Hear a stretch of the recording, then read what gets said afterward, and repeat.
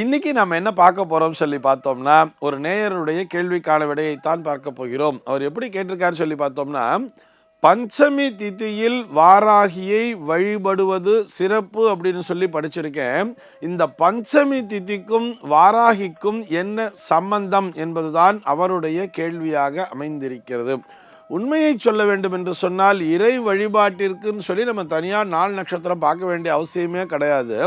என்னைக்கு வேணாலும் நம்ம அம்பாளை வழிபடலாம். வாராகி அன்னையை அந்த நினைச்சாலே அம்பாள் நம்ம கண்ணு மூடி வந்து நிற்பா அப்படிங்கிறது அது தனிப்பட்ட விஷயம். அதுலேயே அந்த உபாசனையில் இருக்கிறவாளுக்கு நல்லாவே தெரியும். அதாவது வாராகி உபாசனையில் இருப்பவர்களுக்கு அவர்கள் எங்கேயாவது பயணம் மேற்கொண்டாலும் அல்லது யாருடைய வீட்டுக்காவது போனாலும் அல்லது எந்த ஊருக்கு போனாலும் அந்த இடத்துல அன்றைய தினத்திற்குள்ளாக அம்பாளை அவர்கள் கண்டு விடுவார்கள். அதாவது அவங்க வீட்டுக்கு போகிற இடத்துல ஒரு படமானது மாட்டப்பட்டிருக்கும். எந்த ஊருக்கு போனாலும் அல்லது எந்த கோவிலுக்கு போனாலும் அங்கே வந்து வாராகியை தரிசனம் பண்ணிடுவா. இது அந்த உபாசனையில் இருக்கிறவாளுக்கு கண்ணுக்குத்தான் தெரியும் அப்படிங்கிறது அது ஒரு ப்ராக்டிக்கலான விஷயம். அது உபாசனையில் இருக்கிறவாளுக்கு நன்னாவே தெரியும். சரி, இப்போ இந்த பஞ்சமிக்கும் வாராகிக்கும் என்ன தொடர்பு அப்படின்னு சொல்லி பார்த்தோம்னா, அதாவது என்னைக்கு வேணாலும் சுவாமியை வழிபட்டால் கூட பிள்ளையாரை தினசரியே நம்ம வழிபட்டு இருக்கோம். ஆனால் சங்கடஹர சதுர்த்தி என்பது ஒரு விசேஷமான நாளாக பார்க்கப்படுகிறது அல்லவா? நம்முடைய சங்கடங்களை நீக்கக்கூடிய சக்தியான இந்த சதுர்த்தி திதிக்கு உண்டு. அப்படிங்கிறதுனால தான் அந்த தேய்பிரை சதுர்த்தி நாளையே நம்ம சங்கடஹர சதுர்த்தின்னு சொல்லி விசேஷமாக பூஜை பண்ணிட்டு இருக்கோம். அதே மாதிரி பிரதோஷம், சிவராத்திரிலாம் பரமேஸ்வரனுக்கு விசேஷம்னு பார்க்குறோம் இல்லையா? அந்த வரிசையிலே இந்த பஞ்சமி திதியானது வாராகி வழிபாட்டிற்கு சிறப்பு பெறுகிறது. இது என்ன சார் ஸ்பெஷாலிட்டி அப்படின்னு சொல்லி பார்த்தோம்னா, வாராகி ஜெயந்தி அப்படின்னு சொல்லி பார்ப்பா. இதில் நான் சின்ன சின்ன விஷயங்களாக சொல்லிட்டு வரேன். அதில் இருக்கக்கூடிய சூக்ஷ்மங்களையும் சொல்லிட்டு வரேன்.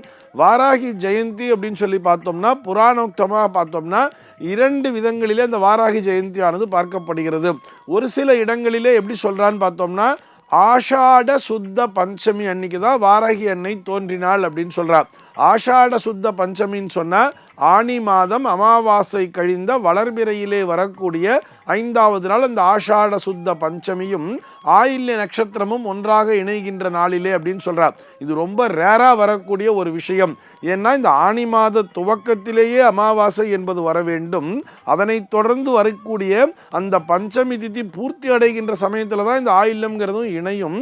அந்த மாதிரி ரொம்ப கிடைத்தற்கரிய ஒரு அபூர்வமான நாளிலே வாராகி ஜெயந்தியானது உண்டானது அப்படிங்கிற மாதிரி ஒரு புராணமானது சொல்கிறது. இன்னும் சில பேர் பார்த்தோம்னா இல்லை இந்த சைத்திர பகுள பஞ்சமி, அதாவது சைத்திர மாதத்திலே வரக்கூடிய தேய்பிரை பஞ்சமி நாள் தான் வாராகி ஜெயந்தி அப்படிங்கிற மாதிரி கொண்டாடுறவாளும் இருக்கா. இதில் வராக ஜெயந்தி அப்படிங்கிறதோட சேர்த்து அதை கன்ஃபியூஸ் பண்ணி பார்க்குறவாளும் இருக்கா.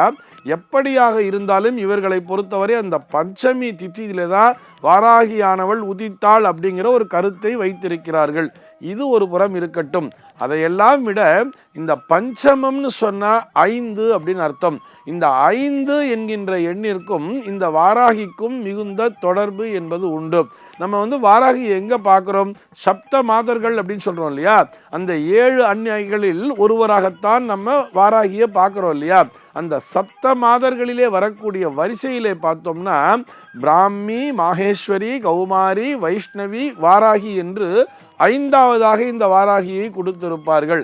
இங்கே 5 என்ற எண்ணிற்கும் வாராகிக்கும் ஒரு தொடர்புங்கிறது சேர்றது. இது ஒரு பக்கம். இந்த 5 என்கின்ற அந்த எண்ணிக்கை நம்ம இன்னும் நிறைய இடத்துல கேள்விப்பட்டிருப்போம் தெரியுமா?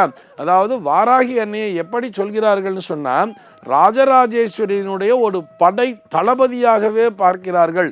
படை தலைவியாகத்தான் இந்த வாராகி அன்னையானவள் உருவகப்படுத்தி பார்க்கப்படுகிறார், ஒரு படை தலைவியாகவே. இப்படி இருக்கின்ற பட்சத்திலே இந்த 5 என்கின்ற எண்ணிக்கைக்கும் இந்த படை அப்படிங்கிற வார்த்தைக்கும் சம்பந்தம் ஒன்று தெரியுமா? 5ஆம் படைன்னு சொல்லுவார். அதாவது இந்த 5ஆம் படைங்கிற வார்த்தையை தவறாக இடத்திலே உபயோகிப்பார்கள். அதாவது ஏதோ ஒருத்தர் கூடையே இருந்து குழி பறிக்கிறான் இல்லையா, அவனுக்கு தான் 5ஆம் படைங்கிற மாதிரி பேரு அப்படிங்கிற மாதிரிலாம் சொல்லி கன்ஃபியூஸ் பண்ணி வச்சிருப்பா.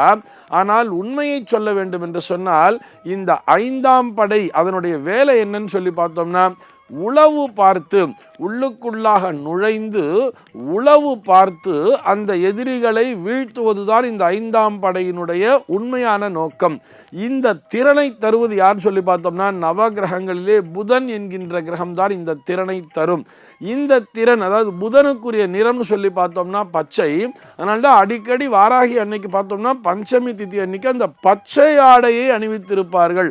அந்த பச்சை நிறத்திலான புடவியை அணிவித்து அன்னையை அந்த படை தளபதியாகவே பார்ப்பார்கள்.